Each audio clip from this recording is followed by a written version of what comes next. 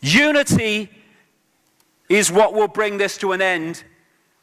Not looking the other way because it doesn't affect us in the moment. It will affect us eventually if we do that. And look at your children and grandchildren in the face, I say to those people, and tell them what you were doing when the fascist global police state was coming in. What were you doing, mummy and daddy, when this state took over all aspects of my life?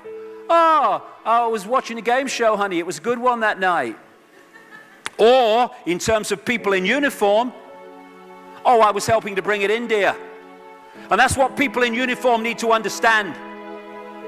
They are policing in a state that also affects them and their children.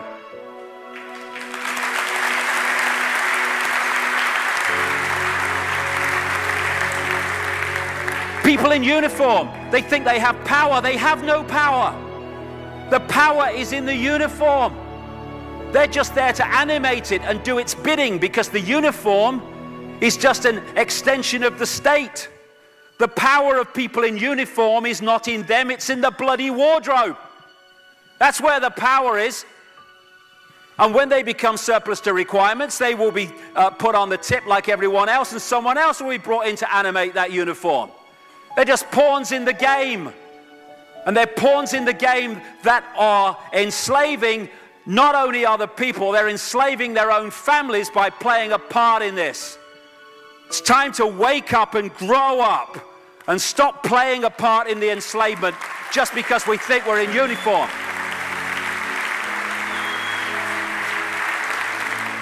These people have families, they have children, grandchildren. But what is there to fear about them? Nothing. What is there to fear about authority? Nothing. We are consciousness. All that is, has been, and ever will be. There is nothing to fear. Whatever happens, we are always that. Mind fears because it's programmed to fear. When we're conscious, there's no fear in this. It's a shake of the head. Pathetic. Pathetic. Pathetic. And we need to do this. Compliance. We need to challenge that. Not with violence, not even with aggression. We just need not to fight it. We need to walk away, because without our acquiescence, it cannot survive. You know, when you look at a pyramid, we've been manipulated to believe the power in a pyramid is at the top. It ain't. The top of the pyramid is there because the rest of the pyramid's holding it up. We're holding this whole thing together. There's a story I told many years ago of a British comedian called Larry Grayson, who died. I kind of knew him vaguely, and not closely, but vaguely. And I went to his memorial service in Covent Garden, and this other comedian did this tribute to his life in which he read out this story that Larry Grayson had told him. When they were going around the variety halls and the theaters in the 60s, they had this all-male show. And Larry Grayson was the only woman in it because he used to dress up as a woman. And he said that the end of the show, the last scene, all the sailors, all the men came on dressed as sailors, and they were singing Rule Britannia. You know, Rule Britannia, Britannia rules the waves. Oh, I'm very pleased for you. Okay? And as it built up, Larry Grayson would come on dressed as Britannia with the helmet and a shield, and he would be manhandled up the side of this pyramid to the top for the big finish.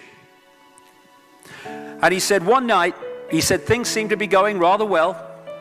He said, and then I noticed that a sailor in the bottom left-hand corner had got rather a cough. And this cough got worse and worse and worse to the point where the sailor couldn't stay in the pyramid anymore and stepped out of it. Larry Grayson, symbolic of this elite at the peak of the pyramid, ended up in the second row. And the elite, the power center, had done nothing to bring about this. One sailor, the bottom of the pyramid, had got a cough. And the whole thing collapsed. And I listened to that and I thought, my God, yes, that's it. We, the powerless people, are holding the powerful people up there, and they know that. They're terrified of us realizing that. Do you remember that movie, animated movie, A Bug's Life? A Bug's Life with the grasshoppers? And what happened was there was these ants, an ant island as they called it, and these grasshoppers used to come every year and take all the food, and the ants had to spend the whole year gathering the food together for the grasshoppers because they were terrified of the grasshoppers. And there weren't many of these grasshoppers, and one day they're in their winter quarters in a tree, these grasshoppers, and they've got all the food they need, and someone suggested among the rank and file grasshoppers that they didn't need to go to Ant Island this year because they had all the food they needed. And then out came the leader of the grasshoppers to tell them the facts of life when the few are going to control the many. It's a wonderful speech. If you ever can see that movie, A Bug's Life, I do recommend it. And he said, basically, they outnumber us 100 to 1. And if ever they figure that out, there goes our way of life. So we have to keep the pressure on, basically. We have to keep them working, so they don't figure out where the real power is. And that's why this network of manipulation works so hard to keep us in these states. Like I said earlier, what are people leaving foreclosed homes for?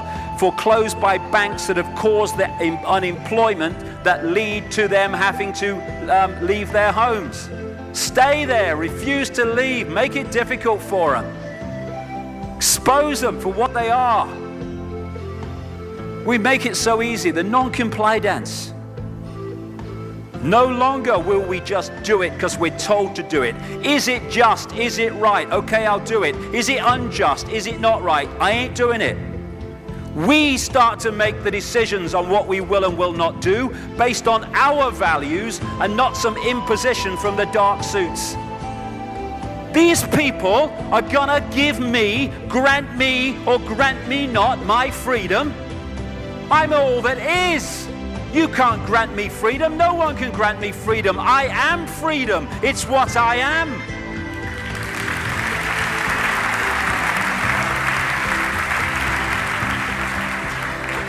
The big question, what would consciousness do? What would consciousness do in this situation? And when we ask that question, it really just changed the way we see the world. Not what would I do, mind, or right. What would consciousness do? You know, this is a great line. If it's not right, don't do it. If it's not true, don't say it.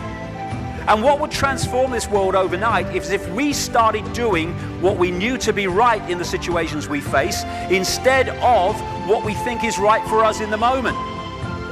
Not what are the consequences for me or what's the best thing for me, how do I get the best deal out of this? What is right? What is just in this situation? If we started making decisions based on that, the world would transform overnight. These are very simple things. If we want a world of peace, then we need to be peaceful. We don't need to fight for it. We just need to be peaceful, and we'll bring that about. If we want a world of kindness, we need to be kind, and then it will naturally unfold. We don't fight for kindness. As Martin Luther King said, it's a wonderful saying, piece of oratory. Cowardice asks the question, is it safe? Expediency asks the question, is it politic? Vanity asks the question, is it popular?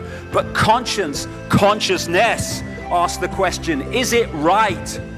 And there comes a time when one must take a position that is neither safe, nor politic, nor popular, but one must take it because it is right.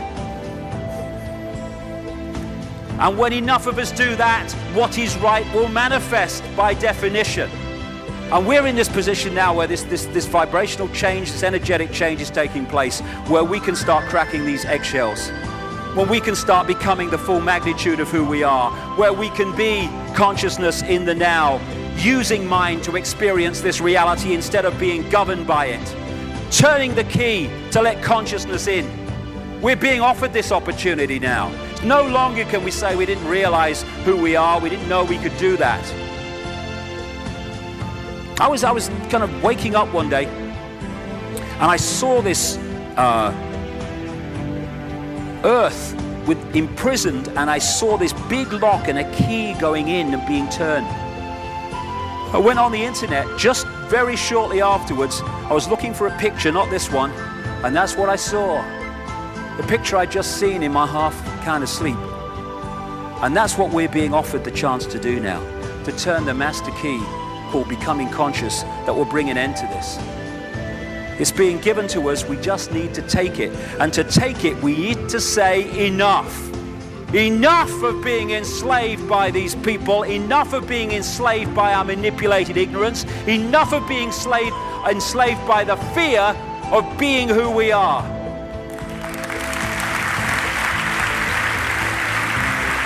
Enough! It is time to fly. It is time to fly. Thank you very much.